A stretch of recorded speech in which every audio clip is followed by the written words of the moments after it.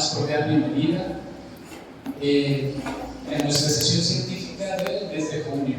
En esta ocasión nos acompaña la psicoanalista Martevelia Martínez Espinosa con su trabajo titulado La simbolización del vacío mental y su relación con la ansiedad. Me permito presentar su currículum.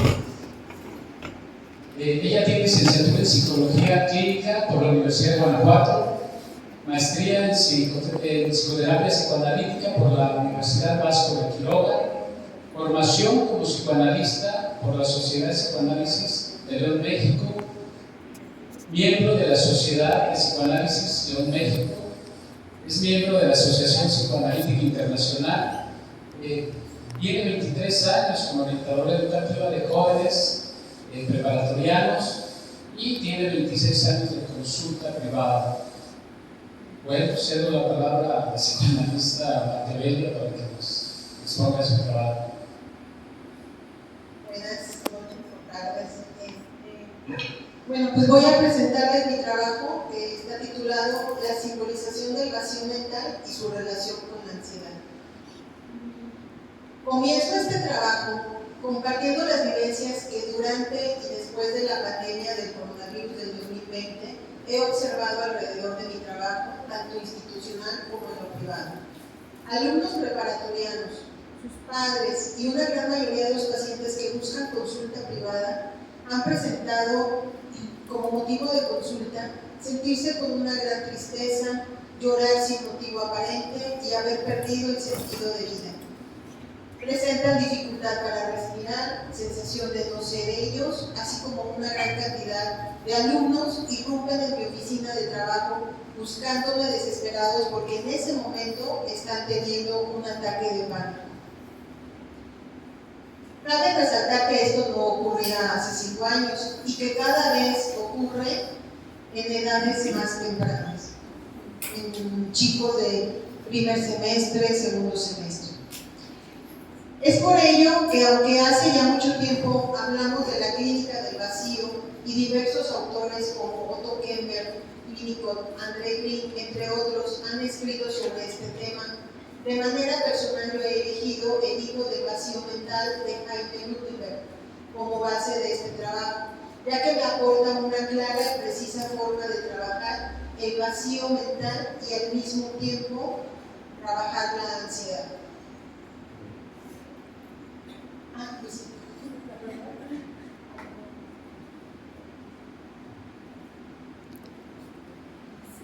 Es la clínica del vacío, de acuerdo a Otto Kemper, citado por Palombo, María Angélica 2016, en su artículo Formas de abordaje de los estados de vacío en la clínica, menciona que los síntomas que presentan este tipo de pacientes es la apatía, el desasosiego, falta de entusiasmo. Hay quienes huyen a sentir el vacío refugiándose en una gran cantidad social de carácter adictivo, acompañado de ingesta de drogas, alcohol, actividades o comida. La vivencia del vacío, de acuerdo a Kemper, tiene que ver con una pérdida del sujeto, de su relación con su mundo de objetos internos y dependiendo del tipo de personalidad, ya sea depresiva, trastornos de identidad, etc., será la gravedad. Es decir, es el vacío mental más el tipo de personalidad. El objetivo del tratamiento es la integración de las representaciones objetales internalizadas. Integrar la representación buena y mala de sí mismo, tolerar la agresividad del paciente y el terapeuta debe confiar en el potencial de amor del paciente. En el mismo artículo, Palombo refiere a Winnicott y su concepto de sentimiento de irrealidad y el vacío de ser. Él dice que este tipo de paciente refleja una incapacidad profunda para estar solo o tolerar una angustia muy intensa. No puede ser creativo, no tiene interés en nada, es decir, presenta futilidad de la vida. La persona siente lo que Winnicott describe como una angustia inconcebible o miedo al derrumbe, ya que presenta un gran vacío de ser. Él dice que la salud tiene que ver no solo con sentir ser real, sino con ser real, y estar en un estado de confusión aguda que fue vivido desde su niñez. Habla de las formas de angustia inconcebibles. 1. Fragmentación. 2. Caer interminable. 3. No tener ninguna relación con el cuerpo, es decir, no percatarse de lo que ocurre en su cuerpo. 4. No tener ninguna orientación. Y 5. Miedo al derrumbe. Esto desde niño. El objetivo del tratamiento es llegar a ser uno mismo, desarrollar la creatividad, y esta, a su vez, da un sentimiento de sentirse vivo, pasando por regresiones en la transferencia que el terapeuta debe tolerar, ya que el paciente a la larga le entrega su falso self al analista y juntos tratar de crear el self verdadero. Otro autor que habla del vacío mental es André Lee, quien también es citado por Palombo 2016. Él habla de la psicosis blanca y dice que una desinvestidura genera estados anímicos en blanco, sin dolor, sin sufrimiento, simplemente un desconecte. ¿No? Es una psicosis sin alucinación, sin delirios, pero la persona está como en blanco. ¿No? Los síntomas principales son dificultad para la representación mental, mala concentración, imposibilidad de pensar. Esto es por una reinvestidura agresiva de la realidad o por un sentimiento de rutinidad. No tener nada en la cabeza, no poder recordar, no poder imaginar, describiendo esto como si se les hiciera un agujero en el hilo de su pensamiento. Y o sea, como desconexiones. Su mecanismo de defensa básico es la escisión. Al igual que los dos autores menciona él, la búsqueda de la salud está en la búsqueda de la identidad. Continuaré ahora con el autor Jaime Lutemberg, quien en su libro El vacío mental, 2007, hace la diferenciación del concepto de vacío mental emocional y vacío mental estructural. El concepto de vacío mental involucra tanto a la mente normal como a todas las enfermedades mentales. Es una sensación de tristeza normal en todas las personalidades. Pero el vacío mental estructural es diferente. Corresponde a una estructura primitiva y primaria, defensiva, que es disfrazada por otras estructuras psicopatológicas y esconde a esta estructura del vacío mental. ¿Sí? O sea, está junto con otros trastornos de personalidad, por lo que está como muy escondida. Es una no estructura que tiene una existencia virtual, que se arroja en la intimidad de la simbiosis secundaria defensiva y el autismo secundario. Es decir, es un punto de unión que queda en la simbiosis, que es muy primitivo y que no permite la diferenciación con sus vínculos, sus primeros vínculos objetales, padre, madre, etc. Los vínculos simbióticos son una excelente manera de esconder el vacío mental estructural, y es en su trama, en el interior de este vínculo, en donde se arroja la estructura virtual arriba mencionada. Es decir, se va por la vida haciendo vínculos simbióticos, pero en el fondo lo que hay es este vacío mental estructural. Cuando hay una amenaza de separación, ante una amenaza de separación o una separación verdadera, es cuando se manifiesta el vacío mental estructural. Lo que el vacío mental no puede simbolizar es el terror sin nombre, la no diferenciación del padre y de la madre, la no existencia del self, la ansiedad y la falta de sentido de vida. Siempre es posible que en el curso de la regresión de un proceso psicoanalítico de los pacientes borderline tomemos contacto directo con el vacío mental. Es algo que no pertenece a lo reprimido. Está ahí.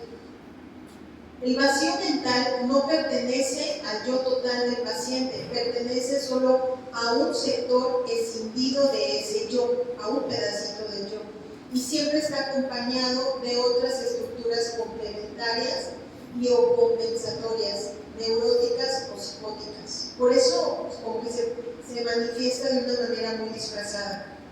Así que no es posible encasillar al paciente en una sola estructura. En ocasiones, el silencio del proceso psicoanalítico nos está hablando no de resistencias, sino de un vacío mental. Se le llama también vacuidad mental sin nombre, las resistencias, a estos silencios. Cuando nos damos cuenta que una mente no puede contener los contenidos que evacúa, entonces observamos esto con otro lente. La transferencia adquiere otro significado, es decir, se puede observar la orfandad mental de este déficit de la estructura mental. El vacío mental no permite tener un buen uso de la intimidad ni de la dependencia debido a las fallas narcisistas. El silencio que manifiesta el paciente es un silencio autista, un silencio aislante en ocasiones, y en otros momentos dan la impresión de estar a la espera de fusionarse con el terapeuta. Están imaginando la fusión con el cuerpo y la mente del analista y por esto consideran que no es necesario comunicarse. Es como pensar que somos uno mismo y que el terapeuta te conoce también, que no va a poder, que sabe lo que está ocurriendo, ¿no? Es un silencio vacío, es un vacío vaciado del yo observador capaz de registrar. El silencio toma forma de agujero psíquico y lo que transfiere es el terror. Ellos se deshacen de lo displacentero y el silencio se torna en una especie de borrón y cuenta nueva o aquí no ha sucedido nada. Es decir, puede cometer un acting out, el terapeuta observa todo el peligro en el que está, ellos simplemente lo platican y no pasó nada, todo sigue normal para mí, sin embargo está toda la alerta. Una típica reacción transferencial es la sensación de un sueño inevitable. Comúnmente son pacientes que presentan insomnio. Las ausencias del paciente también son un indicador a tomar en cuenta, no solo porque rompen el encuadre, sino porque el paciente hace mención de no darse cuenta de sus faltas a la sesión. O sea, manifiestan esta desconexión, estos agujeros en el pensamiento que ya se habían mencionado. Hay una vacuidad mental que hace que la transferencia deba de ser leída de manera diferente. Esto es lo que Lutemberg ha llamado orfandad mental. Los portadores del vacío mental pasan de la señal angustia a la señal en automático. Es por ello que se resisten al insight, a diferencia de la resistencia neurótica.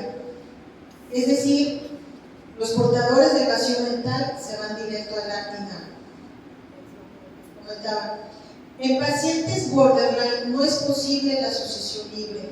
Son los acting out los que transforman el mensaje y señales emitidas. Esa es su forma de comunicación, un acting out. El terror indica que lo peligroso ya se ha producido. El vacío mental son las pulsiones sin representación mental ni identificaciones estructurantes. El trabajo del terapeuta consiste en ayudar a simbolizar. Sin embargo, es primero el terapeuta quien debe simbolizar y meterse en ese vaciamiento mental que se va formando como un proceso evolutivo al romperse la simbiosis. Lo que va quedando en el aire busca incorporarse al yo y comienza a hacerlo por el cuerpo, por lo que hay síntomas físicos. Es decir, cuando el paciente empieza a somatizar, es que lo que está ocurriendo ahí es que no está pudiendo representar, simbolizar lo que va ocurriendo en el proceso terapéutico. Entonces aquí esto es teoría y técnica, ¿no? Está como al pendiente de eso.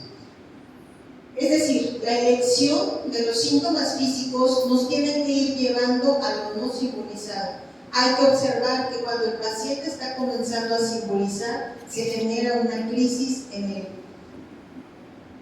Hay que esperar a que la mente del paciente pueda ser su propio continente, ya que lo que va a contener es su propia fragmentación. Y esto lleva muchos años. La respuesta del analista debe de ser muy diferente al del analista que trabaja la parte neurótica. Aquí el analista debe de responder a la necesidad evacuativa y a las necesidades de las crisis del paciente. No hacerlo sería dejarlo solo, mientras que en el encuentro con el paciente neurótico sería un acting del analista hacerlo, sería gratificar al paciente, lo cual sabemos que es una regla no hacerlo. Pero en el caso de los pacientes con esta vacío mental estructurante, sí se tiene que no gratificar, pero sí es acompañarlo en todas esas necesidades que manifiestan. Son pacientes a los que las separaciones o duelos desencadenan una crisis emocional muy fuerte, pero que luego se transforma en una amenaza psicosomática que incluso puede comprometer la vida del paciente. Casi siempre fracasan en la elaboración de duelos, sin embargo, esto lo disfrazan mostrándose superadaptados a la realidad, muy maduros y no necesitando de nadie. En lugar de elaborar el duelo de cualquier vínculo simbiótico, efectúan sustituciones fácticas del objeto perdido, dando lugar a una simbiosis secundaria, impidiendo entonces una verdadera identidad estructurante, sintiéndose siempre en una orfandad mental, pero aparentando un falso ser. Todo estuviera bien. Se habla también de las alteraciones sexuales en los pacientes con vacío mental estructurante, explicando que hay 3 puntos a observar. 1. La conservación de la actividad masturbatoria puberal en la vida adulta. 2. Un marcado desinterés por su pareja estable, de la cual no desean separarse. Y 3. La práctica paralela de actividades sexuales múltiples. Estos 3 puntos se intensifican ante rupturas simbióticas imperceptibles. Nuevamente, la emoción que determina la defensa sexual es el terror disfrazado. Defensas neuróticas, psicóticas, neosexuales o psicopáticas. Al hacer uso de estas defensas, lo que hacen es tener inconscientemente un encuentro con su objeto interno simbiotizado. Yo diría con ese punto de la simbiosis, porque no es todo el yo el que está comprometido. Todo lo anterior describe en gran medida lo que es el paciente con vacío mental estructural. Ahora trataré de unir todo esto con la ansiedad, la cual pues evidentemente es la manifestación de todo el terror sin nombre de este vacío mental. Más en específico, considero que la ansiedad manifiesta es un intento de hablar del sentimiento interno de sentirse fragmentado. El doctor Kalish, en su conferencia sobre las neosexualidades en 2011, conferencia que dio aquí en esta institución, decía que la conformación de la identidad del ser humano es un proceso, mencionando que en un primer momento el bebé nace sintiéndose nada, después va sintiéndose algo y posteriormente alguien fragmentado, y que una parte de su yo se encuentra atrapada en el yo de alguien, es difícil que pueda sentirse completo. Su autoconcepto está distorsionado justo por el vacío mental, por lo que vive casi siempre con un sentimiento de miedo al futuro y falta de sentido de vida, lo que trae como consecuencia cuadros de ansiedad intensa y ataques de pánico. Es decir, la ansiedad desde el pensamiento de este trabajo puede ser explicada tanto por el pasado como por el futuro. Es la manera como yo he tratado de explicarlo a mis pacientitos en institución.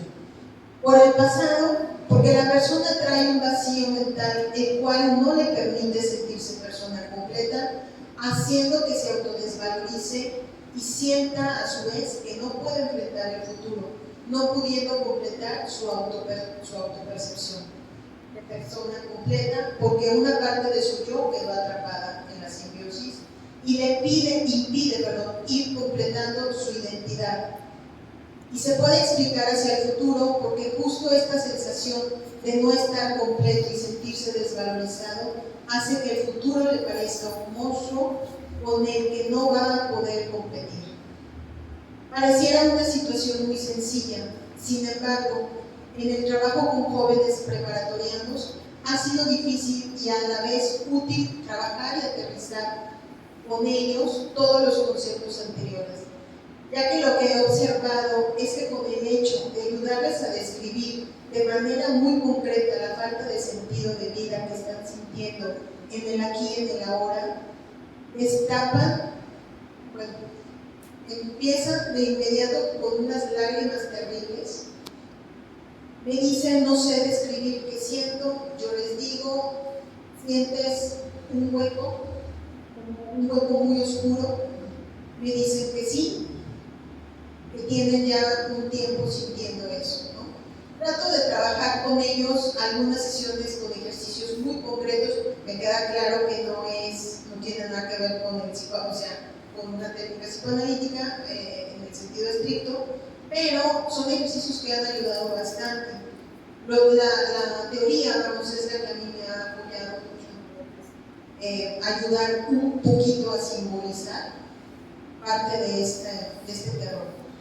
Entonces son sesiones ejercicios, como hacer una línea de tiempo con fotografías, en donde llevan fotografías desde que nacieron hasta la edad que tienen, y vamos como definiendo qué vivieron en cada momento, quiénes han sido, en qué momento sienten que se perdieron, etc. Y bueno, ese ejercicio les apoya bastante, ¿no? Para que conozcan un poco su persona y comiencen a sentirse algo. Porque el llorar de ellos es cuando, les digo, es como si te sintieras que no vales nada. Y entonces empezamos a trabajar. Yo les digo, es como un fantasmilla, ¿no?, que anda ahí volando, que no se ven. Entonces hay que empezarles a poner como una silueta, que empiecen a verse ellos mismos, porque eso es lo importante, no tanto los demás, ¿no? También trabajo 1 o 2 sueños interpretados en el aquí y en el ahora.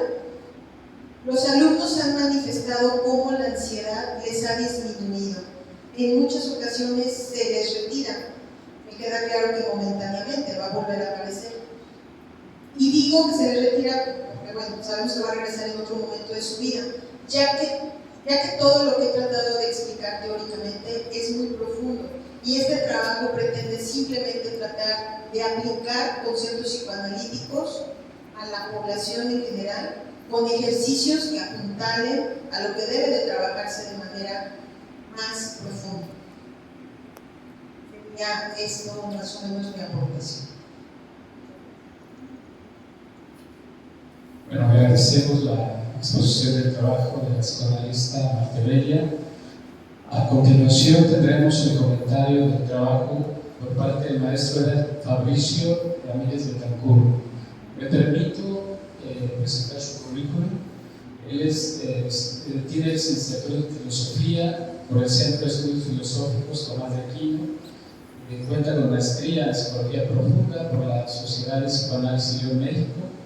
Es docente en el Centro de Estudios Filosóficos Tomás de Aquino, en el Instituto Renacimiento de Guanajuato y en la Sociedad de Psicoanálisis de México. Ha sido ponente en algunos congresos de filosofía y psicoanálisis. Entonces, buenas tardes. ¿Me escucha bien?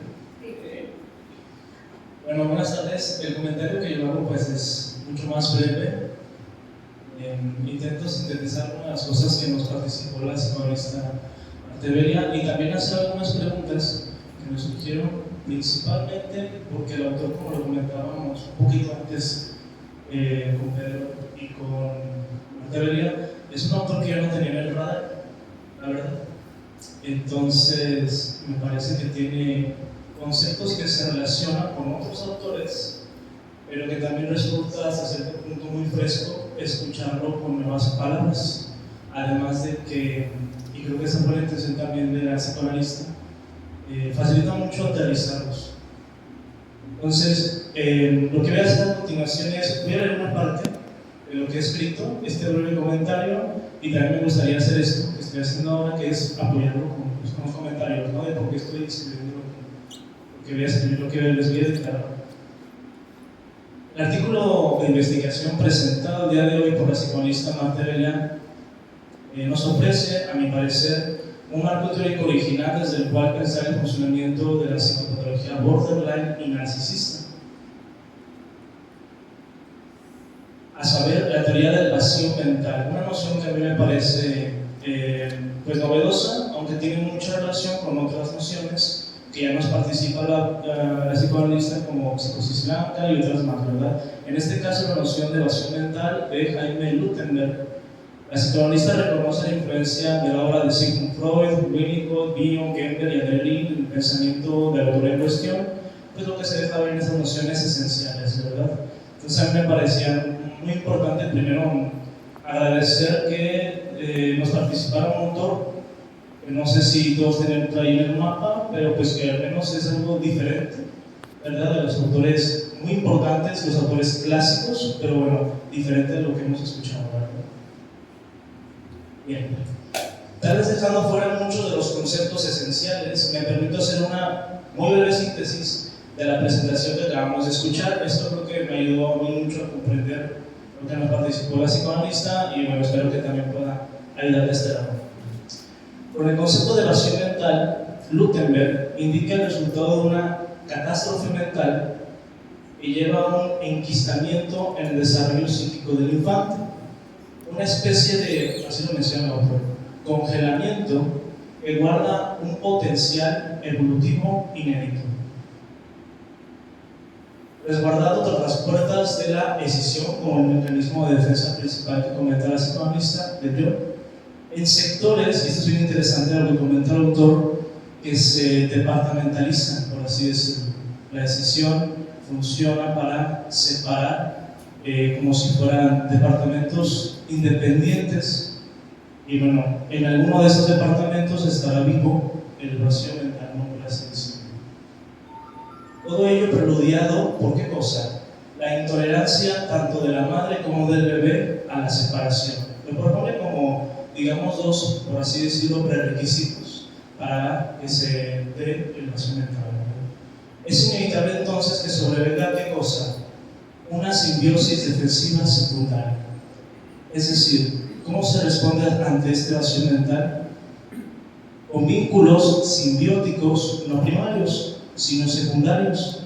Y estos a su vez son auxiliados de ciertas prácticas, como por ejemplo propone la adicción a las drogas, las afecciones psicosomáticas, las neosexualidades, este término se me hizo muy interesante, y la formación del ser falso, entre otras. Quiero detenerme en lo de neosexualidades, porque aquí lo que comenta el autor, también lo comentaba la psicoanalista, es que funciona como simbiosis secundaria porque no se busca la relación sexual con la pareja sexual, la satisfacción sexual. Lo que se busca es establecer una fusión vincular o un vínculo funcional. Es diferente cómo se presenta la práctica de la sexualidad, por así decirlo, una estructura neurótica a una estructura borderline, ¿no? Que es lo que nos está presentando la psicoanalista.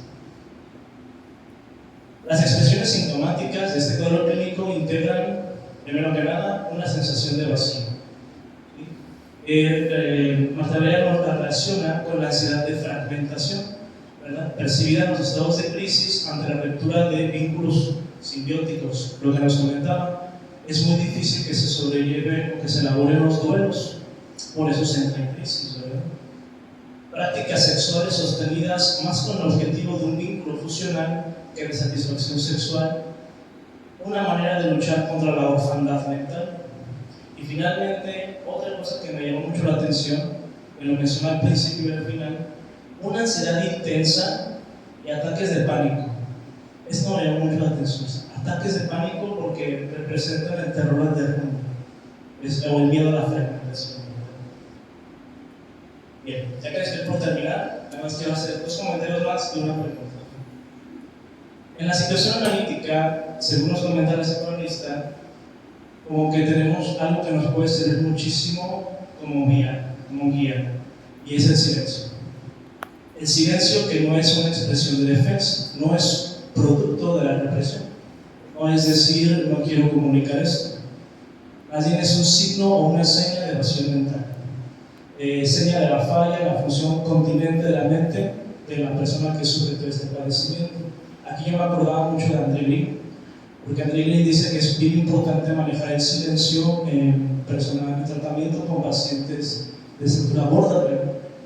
Si hay mucho silencio, el paciente se siente abandonado, pero si hay un exceso de interpretación o de intervención o de habla, el paciente se siente invadido. Entonces, es bien importante mantener dice que es el respeto a la frontera originaria, crear procesos terciarios, ¿verdad?, que permitan un puente, ¿verdad?, entre el analista y el analizante. En este caso, la psicoanalista nos comenta lo que parece ser una manera de poner en práctica dicha edición transferencial. Esta noción de edición transferencial, ¿qué cosa es? Lutemberg dice, como comenta la psicoanalista, que esto es como la propuesta técnica de intervención. Si ha habido un congelamiento en el desarrollo, entonces hay que reeditarlo, por así decirlo, ¿no?, ayudar al desenvolvimiento. Y bueno, pues tiene ecos de Winnicott, ¿no? Esto es, como lo propone como dice la psicoanalista que lo hizo con sus alumnos, una línea del tiempo que ofrezca un espacio para que los alumnos se piensen dentro de los límites de las vivencias pasadas y el futuro que les espera. Y como que suena mucho la noción de continuidad, ¿verdad?, de continuidad del ser. Bueno, aprovechando este último comentario, me gustaría preguntar, tengo varias preguntas, pero quiero empezar por una, ¿verdad?, la psicoanalista. La primera es si el autor, porque lo acabo de conocer yo, lo desconozco, él, por ejemplo, especifica como ciertas intervenciones que den lugar a esta idea de la edición transferencial. Esa sería una pregunta. Y la otra es que, bueno, comenta varios autores, o rescata varios autores que proponen cada uno de ellos intervenciones diferentes. Entonces, otra pregunta sería, Lutemberg, ¿qué tan de acuerdo está o si él se suma a alguno de estas propuestas de tratamiento? Muchas gracias.